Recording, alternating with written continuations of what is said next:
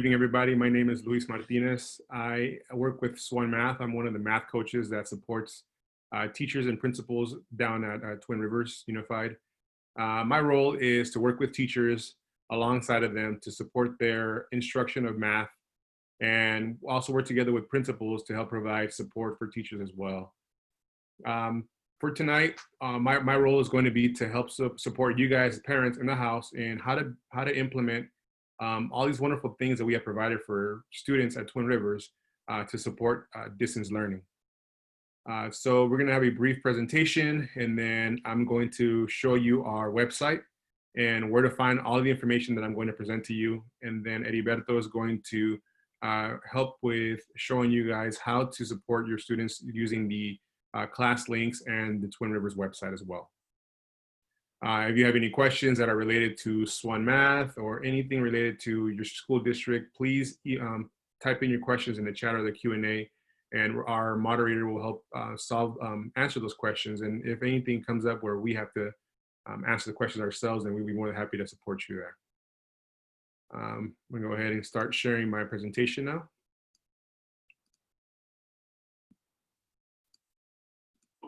Okay.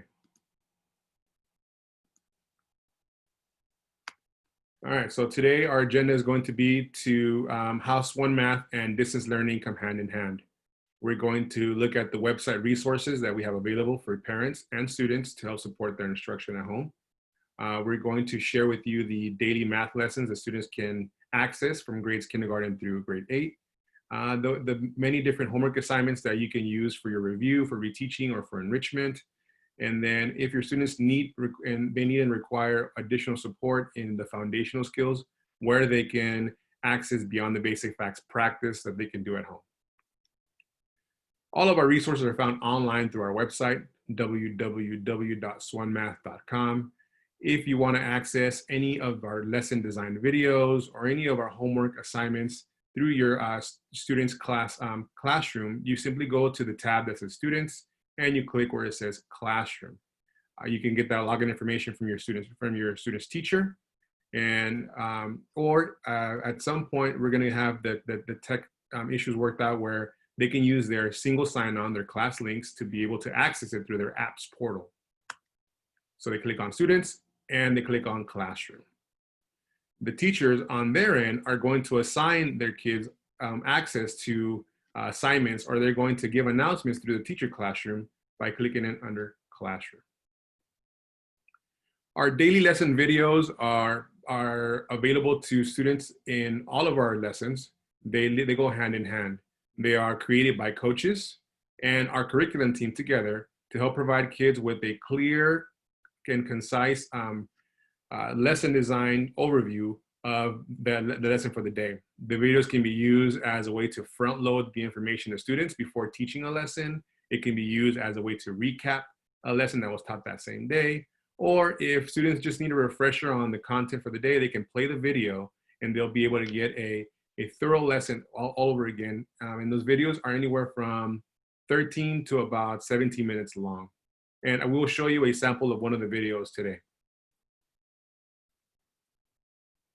The Beyond the Basic Facts practice is also found on swunmath.com in the tab that says Facts Practice. Luis? Yes, ma'am. Can you answer a question real quick? Of course I can. We have a question about how to reset the Beyond the Basic Facts because a parent has a child where the level they're at right now is too difficult, and how can you set it to where it gradually increases in rigor as you go? So it's not adaptive. Our Beyond the Basic Facts practice, online practice is not adaptive. It's not going to change as a kid gets better with the facts. It's going to be up to us, the parents, to monitor that and make the adjustments ourselves. So there's two forms of practice. One of the forms is a self-selected practice, and another one is assigned by the teacher. So the one that I'm going to show you today is the one where you can self-select the level that you want and the facts that you want to practice.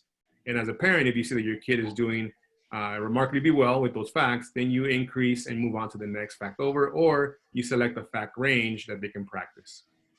And I'll share that when I get to the website walkthrough. Thank you. Okay. Some suggestions for at-home learning, and this is suggestions from that all the coaches and our curriculum team came up, and we all agree that these are things that are going to help support your kid at home. You want to make sure that you encourage the use of only their computer during class time. Their cell phones can be left somewhere else because it becomes a distraction. They may not be focused on that day's lesson. We highly also encourage you to have your students turn their video on. It's very difficult for teachers to get the lesson across or even read nonverbal cues, right? If your student is not understanding something, they can usually show with their facial expression. And you know, it's hard for people to gauge, or teachers to gauge, if students are really understanding if that video is not turned on. Likewise, you know, we understand that parents get busy and you may not be able to monitor your kid while they're on the Zoom calls. So the video on helps teachers understand, helps teachers see who is actually in front of the camera, in front of the monitor, paying attention to the lesson. Okay, make sure that your child understands how to use the chat room, right, and is clear about the teacher's rules and expectations. If you're unclear about the rules and expectations, please reach out to your teacher, a gentle email, just to ask again about the rules and expectations. They'll be more than happy to answer that for you. Okay. Have a work area in a place where you can monitor your child or children if need be.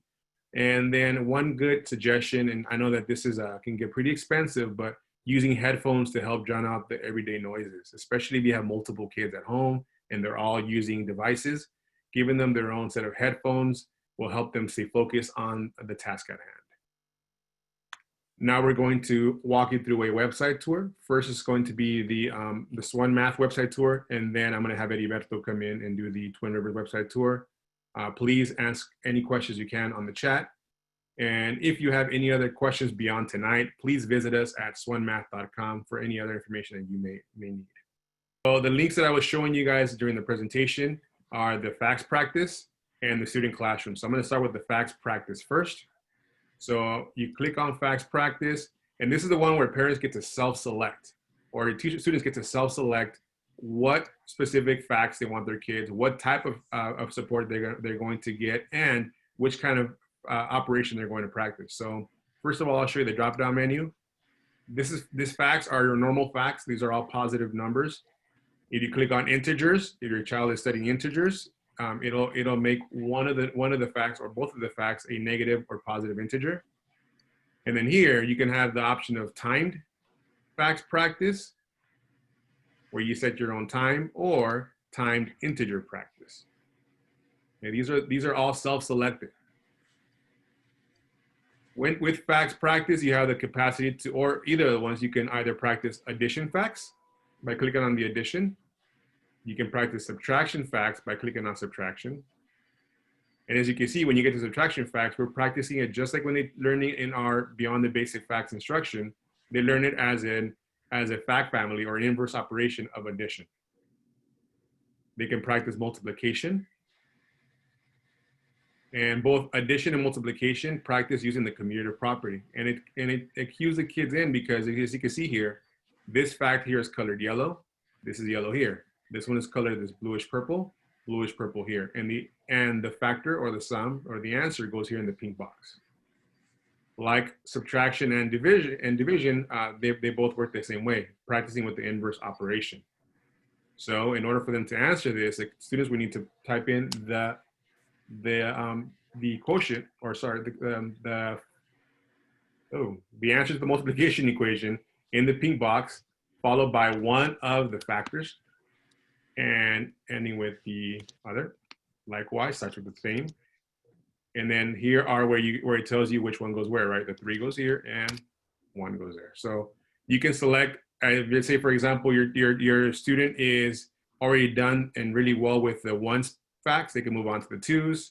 They can move on to the 3s. They can do 1 fact at a time, or you can practice a fact range from 1 to 5, and they'll be able to practice all those facts. So these are all self-selected. And this is, you have the option of choosing what kind of operation your child wants to practice or can practice, and what facts you want them to practice.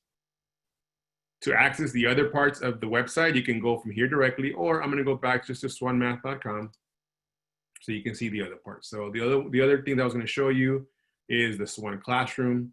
You go to Students, and you go to Classroom for now, and it's going to take you to a login screen where you type in your student's username and password, and it brings you to this dashboard here.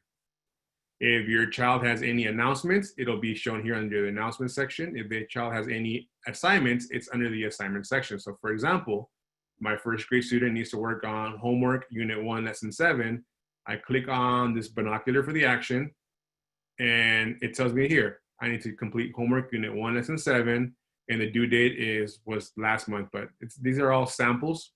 Your teacher's due date would be updated to whatever your teacher wants, when your teacher wants your child to complete their assignment. To access that assignment, I simply come down to resources. So Unit 1, Lesson 7, I go to Unit 1. I go down to Lesson 7. Now, if my child is in dual language program, I can access the homework in Spanish. If my child is in the English only program, they can go to English. And here is where I have the homework. Now, let's say my child does not remember how to do the work. They can go to our new lesson videos. And I'm going to show the lesson video for you right now. It's math time with me, Zero. This is what we're going to learn today. Let's get started. Problem of the day. Your teacher will show you a problem and have you do one just like it. Pause the video and resume when you're ready. Now, that part your students can fast forward through, and then they get started here. Here's where lesson opener is where your lesson gets started for that day. Hello, little mathematicians, and welcome to today's lesson. Let's take a look at our objective to see what we will be learning about. Our objective is, today I will organize, represent, and interpret data using picture graphs. The only key word we have for today is picture graph. This is a graph that shows us information using pictures. These are the steps that we'll be following in our lesson today. I'll show you the steps as we work through the problems together. Now watch me solve a problem. Listen to my thinking as I solve it out loud. I want you to think about why my work makes sense. Let's take a look at our first input model. Our directions tell us, analyze the data by answering questions about the picture graph. The first one talks about our favorite geometric shapes. Our first step is represent each vote with a picture. They have already represented each vote, so we can move on to step 2. Our second step is record the total. We can start with the sphere category. There are 1, 2, 3, 4, 5, 6, 7 spheres. So we will put a 7 in our total. Next is the cone category. There are 1, 2, 3 cones. So we will put a 3 in our total. Our last category are hexagons. There are 1, 2, 3, 4, 5, 6, 7, 8 hexagons. So we can put an 8 in our total. Our last step is answer the questions. Now, before we take a look at our questions, let's get rid of some of these dots so we can have a clean slate. Our first question asks, how many people chose cone and hexagon all together? Let's count it out. There are 1, 2, 3, 4, 5, 6, 7, 8, 9, 10, 11 shapes. There are 11 shapes between cones and hexagons. So 11 is our answer. Our second question is, how many people chose sphere and cone all together? Let's count. There are 1, 2, 3, 4, 5, 6, 7, 8, 9, 10 shapes. So we will put a 10 as our answer. As you can see, the video does a really good job of guiding the kids through the skills that they're going to need in order to solve whatever homework assignment they may need. If for some reason they were sick and they couldn't attend that class that day, they can watch the video and they're able to at least be exposed to the standard that they were supposed to have learned. And they can play the video as many times as they want to get a full understanding of what today's content was.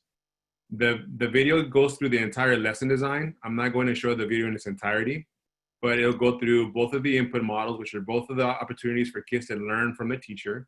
And then it goes through both of the structured guided practices where the kids actually get to interact with the video. I'm going to go ahead and show you the structured guided practice so you can hear what I'm talking about. Look at our first structure guided practice. Our directions say, analyze the data by answering questions about the picture graph. The first one we are going to analyze is shapes in a basket. Let's use our steps to help us fill in the graph. Our first step is represent each vote with a picture. Can you tell someone what our next step is? So you heard that ding, that bell. That bell there is super important, okay?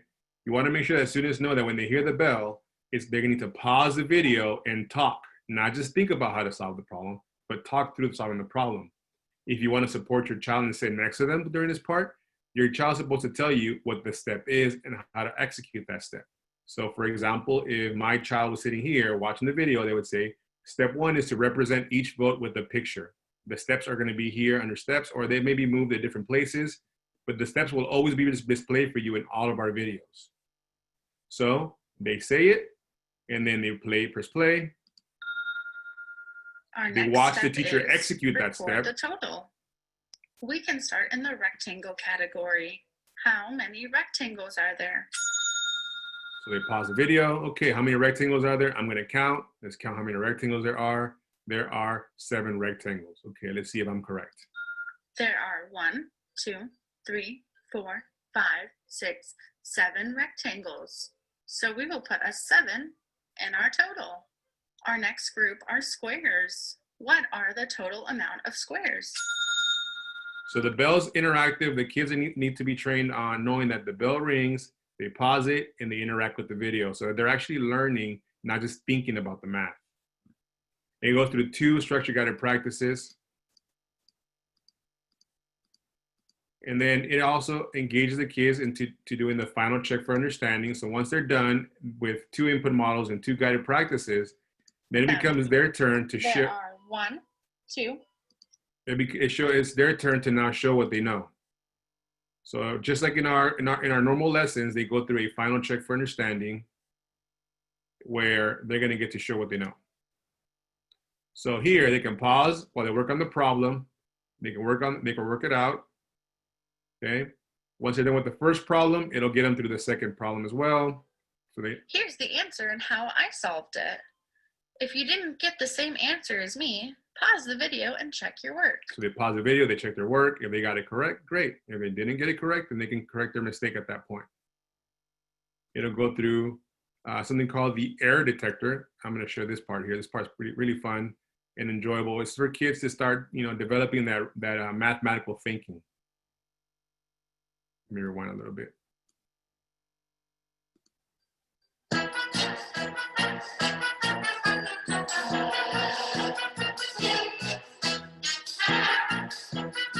So I'm giving the option of pausing the video, but they're supposed to analyze what they see here, and they got to look for the error.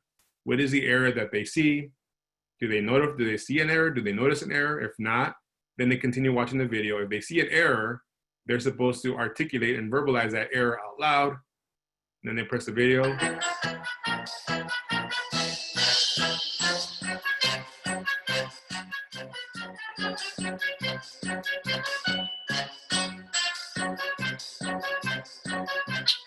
So here they will either be confirmed or they would then be corrected on what the error should have been. Alrighty, math detectives, let's take a look at this student's work. We can use our steps to see where this student made their error. Since the survey is already filled out, we won't have to worry about step 1. Our second step tells us to record the total. Let's see how the student did. By looking at the picture graph, it seems the student used step 2 correctly. They counted and recorded all the correct totals. It seems that our third step is where they made their error. The student got all the questions correct except for the first one. Let's see what they did wrong. The first question asks, how many cylinders and spheres are there all together? It looks like the student counted the cylinders and cones instead of the cylinders and spheres. The correct total for cylinder and spheres isn't 11. It is actually 8. Now that we fixed this question, our whole problem is correct. Now it's your turn. It's time to work on our student practice. So on our procedural lessons, the students have 6 practice problems to do on their own. On our conceptual lessons, the video would end after the closure, which ends after that short error analysis. And I'll just fast forward through the closure part so you can see how they're recapped. Talk to someone out loud or write it in your journal. What did you learn today in your own words? How did you know your answers were reasonable? How did you check your work? Today you learned something new. You did awesome, problem solvers. We'll build on this tomorrow. See you later.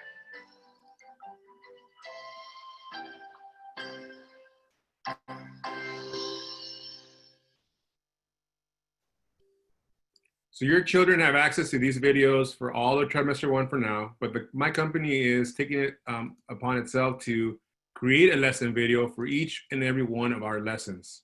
So for units 1 all the way through unit 11 in grade 1, or all the units in kindergarten through 8th grade, there's going to be a video attached to that particular lesson. So moving forward, you're going to have access to those videos. For those parents who are Spanish speaking, you want to support your kid in that exact same lesson, but you don't understand English, you can go to that exact same lesson, unit 1, lesson 7, and you can look at the Spanish strategy video. It's not the exact same as the one that you saw now, but it's the video that we've had there from in the past. And I'm not going to show you those. You guys can access those as well through our student classroom. Okay. And that concludes my part of the presentation from the website. Things are available to you through SWunMath.com. If you do have time, I encourage you to go on SWunMath.com and practice a fact practice and see if you can access that. Other ways that you're going to have access to the student videos or resources are going to come from your teacher, because teachers use various different learning management systems. And I know a lot of teachers in Twin Rivers, for example, use Google Classroom. So if you do want to have direct access to a lot of this stuff, your teachers are going to post a lot of the videos or post a lot of the work through Google Classroom. I encourage you to reach out to your child's teacher and ask what learning management system they're using and how to access that information through their learning management system. I'm now going to turn it over to Heriberto so that he can present his part of the presentation. Let me stop the sharing here. Okay, well, thank you very much for introducing me.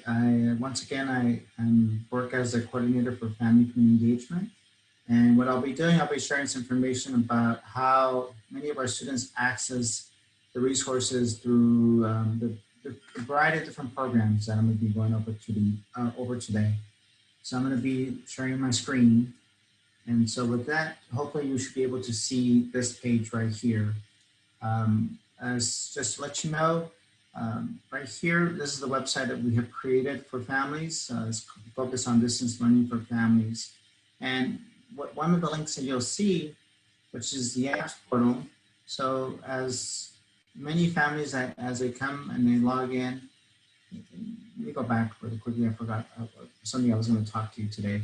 So with the apps portal, it is the way that many of our students are able to access information via the Chromebooks that have been provided, via the tablets or an app they have already included within their computer or their phone.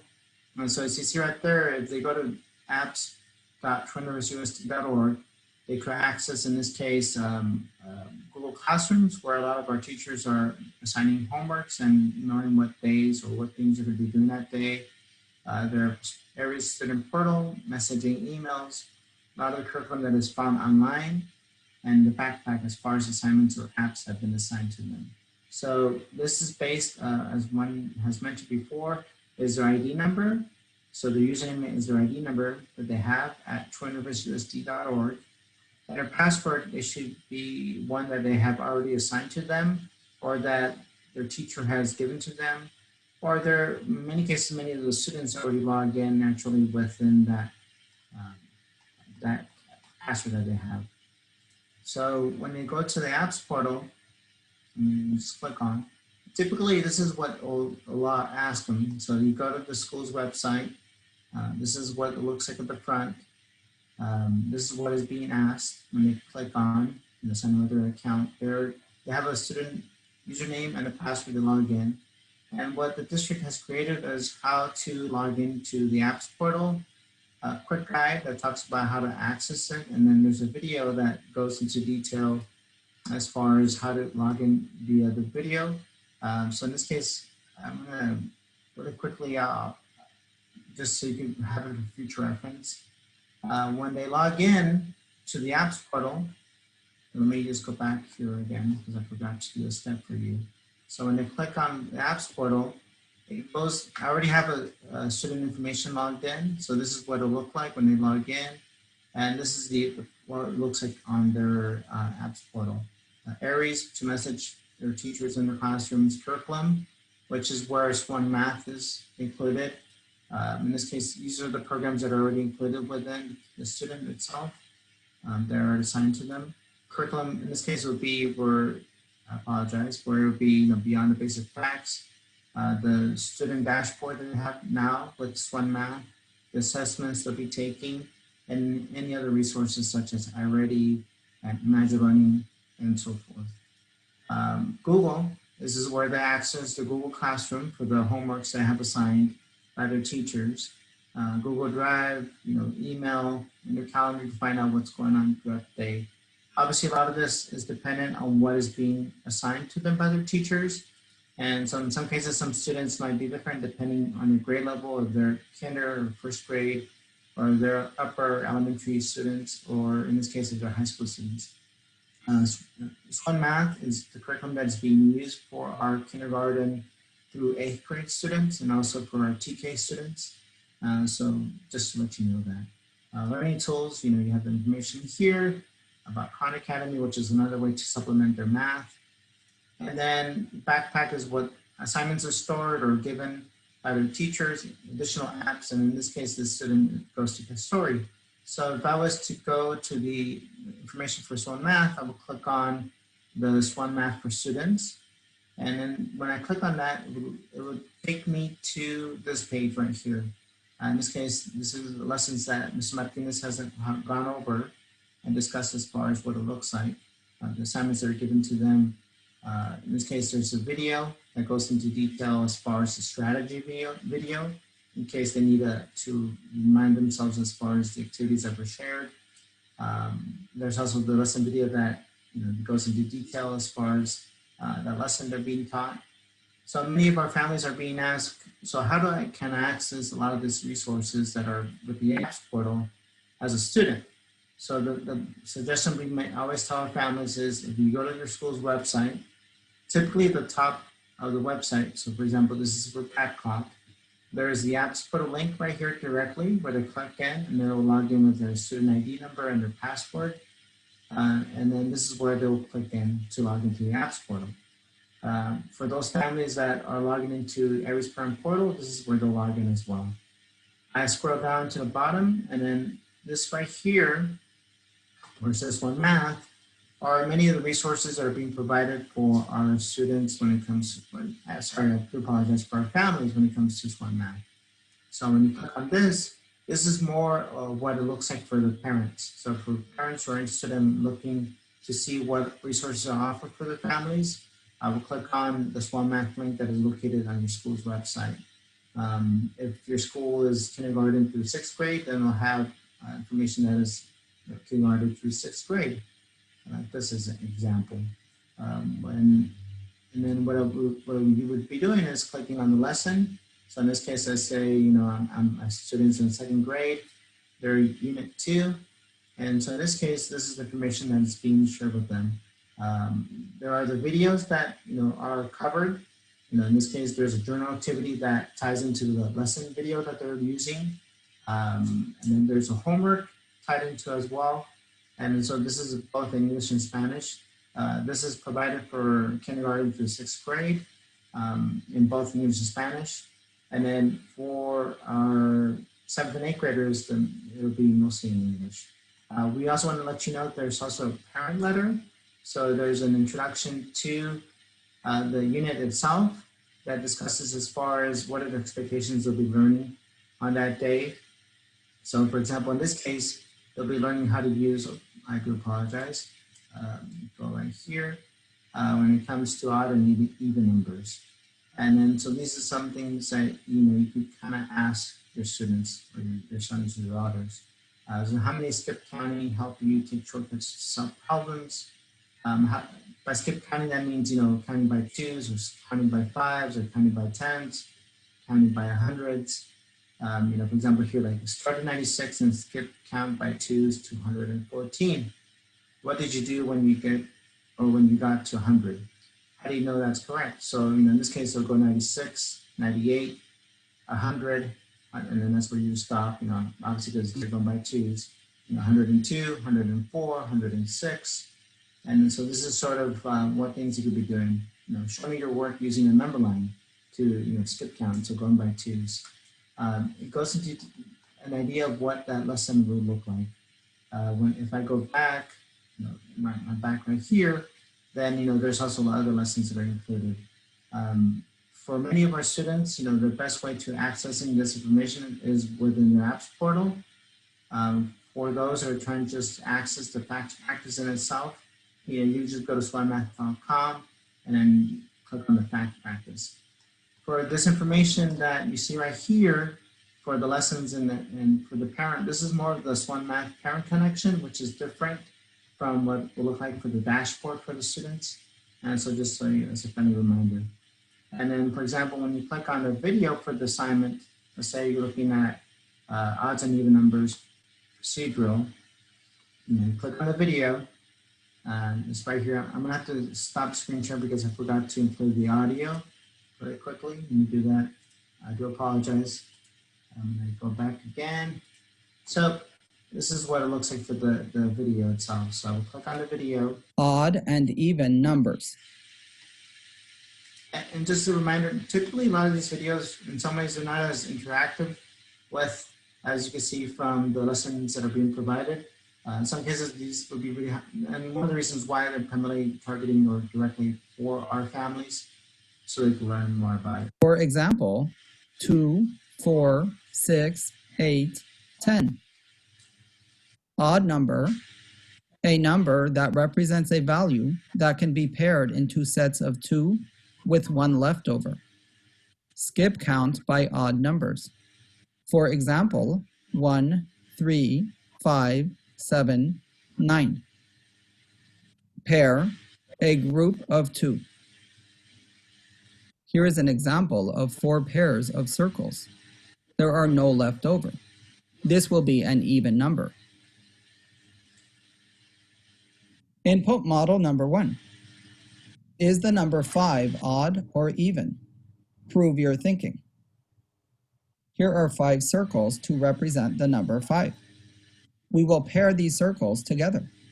Here's one pair, here is a second pair, and there is 1 circle left over. When pairing up 5, there is 1 left over. And as you can see from those videos, these are in some ways teaching the strategies that are tied into the lesson. So in this case, is lesson 2. It goes into detail as far as odd and evens and pairing, which is in some ways ties into a letter that was provided at the beginning of the unit. It goes into detail the student journal that are being provided. Let me go back really quickly for you. In this case, it will go into the journal. So when you click on the journal itself, the information will talk about the use of odds and evens number, for example. So this resources that, as I mentioned before, the best way to access this information is going through the school's website. Typically, this is where they're informing the resources that are being provided. In this case, for Babcock. And go scroll down again, and then click on Swun Math. For many of our students, as a reminder, to access these resources, they click on the apps portal. As a reminder, their student ID number and their password, and then they're able to access this information for that student. Those are typically, and then the best way they could just go, if they just type in apps.twinriversusd.org, that will go directly to, I apologize, apps.twinrivers, like that. It'll go into the apps itself for the student. And then with this, let me go back here. This goes in, kind of goes how to as well. Let me just play that for you. How to access the Twin Rivers Student Apps portal. First, open a web browser and go to apps.twinriversusd.org. If your student has a quick card, click on the picture of a card. For all other users, click on the blue Sign In button. On the Sign In page, students will use their student ID number and their student password. If you need any assistance with this, please call the help desk at 916-566-3444. Click Sign In when ready. Once inside the apps portal, students click on the folder of their choice, including. So with that is how usually they are able to access the information about the apps portal. And then really quickly, I do want to, I saw something that there was an issue. Just want to let you know that as far as accessing, if you have questions about accessing, logging in, our suggestion is to contact tech support. And what they did, they created a new phone number that is directly for families. In this case, 916-566-7802. You can call them from 7 a.m. to 5 p.m. And just as a reminder too, if you send them an email, techsupport@twinriversusd.org, you'll get back a response saying that there's been an open ticket, and the tech support will respond back to your email and help you with whatever question you might have. With that, can you hold that for a minute, Edilberto? I'm typing that number into the chat because I see there are some issues with logging on. Okay, that's good. Thank you. okay. And with that, I'll stop screen sharing my screen, and then we'll go into some of the questions that might have been asked.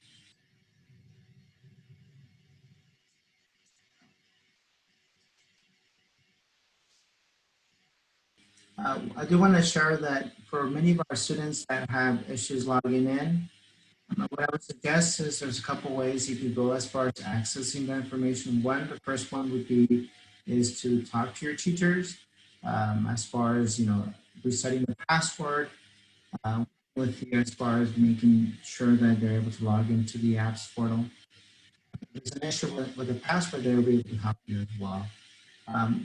There's also what's called a password locker.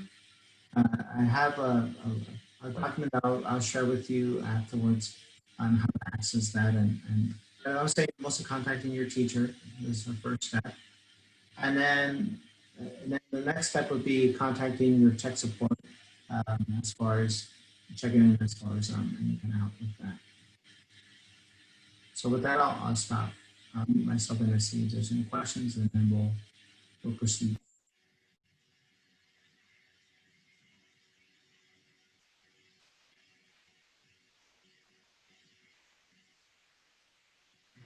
So Edilberto, there was a questions the parents have with this Swun Math, particularly the Swun Math applications. And I'm going to read out what the parent wrote.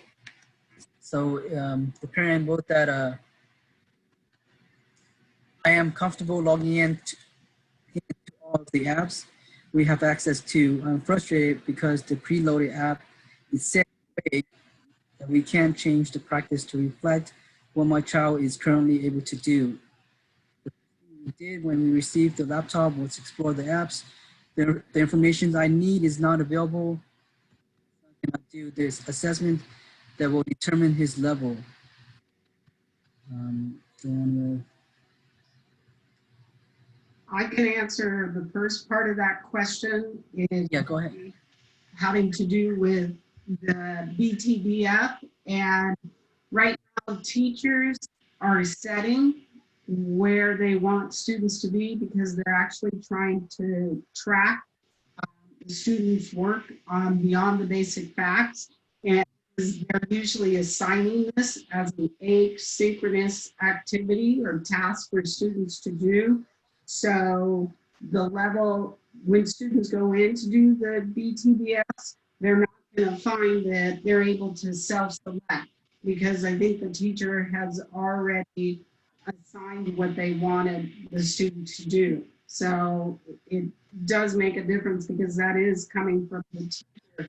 And my suggestion is that that parent get a hold of their child's teacher and together see if they can't come up with a plan for their child so that they're being more successful at that. And then the following, I can also add to that. You can also visit our website and go to the basic facts practice. And you yourself as a parent, you can self-select, like I shared earlier, the facts that you want your student to practice and the actual operation you want them to practice. And if you want to push them beyond what they're doing now, you can select that on your own during the facts practice. If you see that they're being successful at it, then you can have some data to support your claim with your child's teacher, so that they could adjust their practice to a level that's higher than what they're practicing now. Thank you. and then just following up with the finishing the questions, the parents state that both my son and I are kinesthetics learner, and so this program is difficult to follow. I would do better to have access to the written material that the teachers are using the video while animated and personalized are not geared toward either my child's or my learning style. We will just be mobile through using the paper journal and homework books for his grade. So I guess, is there any support for the parents? That's kind of what she's saying, is that it's difficult in terms of with their type of learning modalities that she's saying her son, both she and her son have. But she does have access to all of the student journal, the student homework journal. They're all online, and those are more, and she also has the student journal at home, the actual paper copy. So, you know, she does have the ability to do those online as well. So, Luis, do you have anything to add to that? Yes, I think the first thing that we got to do is reach out to the teacher and ask for support for your particular child's needs. If they require something, you know, as far as something kinesthetic, we can also, as parents, provide things at home that they can use as far as their instruction. You can use almost anything to represent tangible objects. For example, I can, if I'm practicing base 10 blocks or place value, a simple pencil could represent a 10 rod. I can use also maybe a paper clip to represent my unit cubes, and you can use those in place of maybe manipulatives that you would probably get within the classroom. Try using anything around the house, things that represent what they're learning, and then also you make sure that you're notifying the teacher and in falling back on the teacher to support, because they're going to be supporting you with actual lessons during their synchronous time.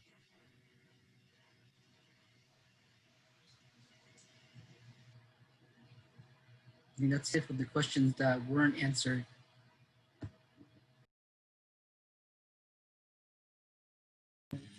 I think with that, is there any closing thoughts that we would like to share from Mr. Martinez, Ms. McGuire, as far as when it comes to SWN math? I see just the dashboard, that's something that is new for our students, right, this year, Mr. Martinez?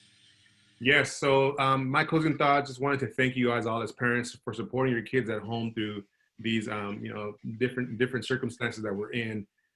We do have, you know, we do have coaches, SWN coaches working with your child's teachers on a month-to-month basis, making sure that they are well prepared to execute the SWN lesson design along with distance learning together.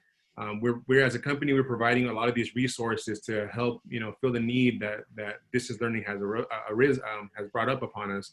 So the videos are all a response to, a need that came through distance learning. The SWUN classroom is also something that's brand new that just got developed for the use of your students and your teachers. And then us as coaches, we're there to support your teachers through the use of the lesson design. And we're actually going to start, we're doing virtual drop-ins. We're watching your children's teachers teach the lesson design, and then finding ways that we can support them in their classroom. So that when we come in, we can also do virtual demos in their class and continue to develop the capacity of the SWUN lesson design, and now with the use of distance learning.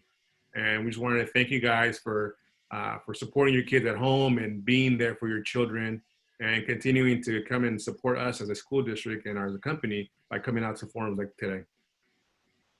Thank you guys so much, and have a good night. Thank you so much for coming and finding all of these ways that you can help support your child through the learning that they're doing right now. We know that it's sometimes complicated, but if we all work together as partners in this, because we all are together in this, we can be successful. If you have any questions, Ediberto, do you have a way log for them to be able to type in any questions that they might have in regards to SWUN math, so that I might be able to answer them as we continue going through this? Yes, there's a way once the webinar has concluded where the messages are saved, and then we can follow up as far as specifically for those families that have some questions at hand to do that. I would just say if you're having problems with logging on or anything else, do not hesitate to contact someone in technology at the district office, and there are people always there to support you. When it comes to the SWUN Math Online, it states that it doesn't have any page numbers for the student journal. Do you know why that is, as far as the student journal not coalescing, or when it comes to the page numbers? The page numbers get printed when the books go to print. Everything that's online, as far as coinciding page numbers, is not going to show on the student journal, but it will show on the teacher journal. So if the teacher is sharing anything digitally, they're sharing the teacher journal, it'll say on the lesson opener in the top corner, it'll give you the exact page number that kids are going to be using. I would strongly encourage parents to reach out to teachers and just ask to make sure that they are placing the page numbers as part of the assignment description, to make sure that they know where to turn. You could also just search it by the unit number in the lesson. Usually our lessons are labeled with the G for grade, followed by the U for unit, and an L for the lesson. You can always look it up at the top left in the heading. It'll tell you what grade, what unit, and what lesson you're looking at the moment. Likewise, on the footer and the bottom of the page, it'll also display the grade level, the unit, and the lesson number. So with that, we would appreciate you all. One last quick response from Mr. Martinez, and thank you all for being here today. We will follow up with many of you after this. So with that, thank you very much.